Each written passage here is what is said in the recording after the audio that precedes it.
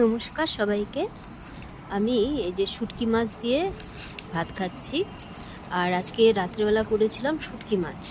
তো এই রেসিপিটাই তোমাদের সাথে শেয়ার করব। আর অপূর্ব সুন্দর খেতে হয়েছিল, মানে এইটুকু শুটকি মাছ দিয়ে আমি টোটাল ভাতটা খেয়ে নিয়েছিলাম। তো চলো শুটকি মাছটা কিভাবে করলাম সেটা তোমাদের দেখাই। আমি আজকে যে শুটকি মাছটা করেছিলাম সেটা হচ্ছে বাবলা শুটকি। তো বাবলার শুটকিটাকে দেখো আমি কড়াইয়ের মধ্যে সিদ্ধ করতে দিলাম।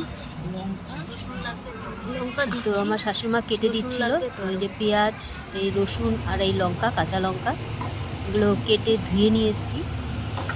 তো শুটকি মাছগুলো সিদ্ধ করে নিয়েছি। সিদ্ধ করার আগে কিন্তু শুটকি মাছটা আমি ধুয়ে নিয়েছিলাম, পরে ধুলে না ওর মধ্যে বালুগুলো থেকে যায়। শুটকি মাছটা এর জন্য আগে ধুয়ে সিদ্ধ করে আবার ধুয়ে নিতে হয়।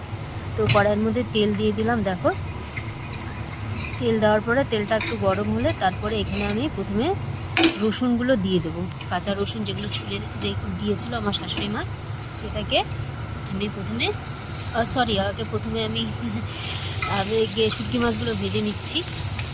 শুটকি মাছগুলো ভাজা ভাজা করে নিয়ে তারপরে তুলে নেওয়ার পরে যে ওই কড়ার তেলের মধ্যে আমি রসুনগুলো দিয়ে দেবো।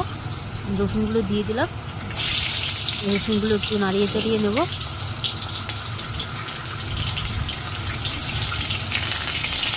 তো রসুন দেওয়ার পরে পেঁয়াজ দিয়ে দিলাম, লঙ্কা দিয়ে দিলাম। আর এই যে আমি যে ভিডিওটা করতেছিলাম, নিজে নিজে করলে যা সমস্যা হয় আর কি বলবো। তো ভিডিওটা আমি ক্লিপ না নিয়েই ওই ভিডিও অফ না করেই সাইডে রেখে দিয়েছিলাম। এই যে কিছুটা ব্ল্যাক আসছে, আর এইটা এডিটিং ভাই আমি করতেও পারি না ঠিকঠাক, কোনো রকমের ঢাকা কাজ চালাই। তো এই দেখো কিছুটা কালো আসছে, মানে কি আর বলবো, অনেক চেষ্টা করছি এই কালোটাকে কাটার জন্য, কিন্তু কিছুতেই পারিনি। তো অনেক সারাদিন চেষ্টা করছি, তারপরেও বিফলে গেছি, তাও পারি নাই কালাটাকে। এই জায়গাটা অন্য রিপ্লেস করার চেষ্টা করলাম অন্য ভিডিও দিয়ে, তাও পারি নাই। তারপরে কি অজ্ঞতাই ভিডিওই আমার ছাড়তে হইতেছে। তো যাই হোক, ওই শুটকি মাছটা ভেজে নেওয়ার পর ওর মধ্যে রসুন দিছিলাম। রসুনটা ভাজা ভাজা হওয়ার পরে পেঁয়াজ, তারপরে লঙ্কা, আর তোমার কী বলে পেঁয়াজ, লঙ্কা আর রসুন, এগুলো ভাজা ভাজা করে নেওয়ার পরে এটার মধ্যে কালো জিরা অ্যাড করছিলাম একটু ভাজার পরে। কালো জিরা অ্যাড করে দিলাম। কালো জিরাটা অ্যাড করার পরে এটাকে আরেকটু ভেজে নিতে লাগবে। এর মধ্যে হলুদ দিয়ে দিলাম পরিমাণ মতো, আর দিয়ে দেবো একটু লবণ দিয়ে দিলাম। তো এবার আবার ভেজে নিতে লাগবে। এই যে ভেজে নিলাম।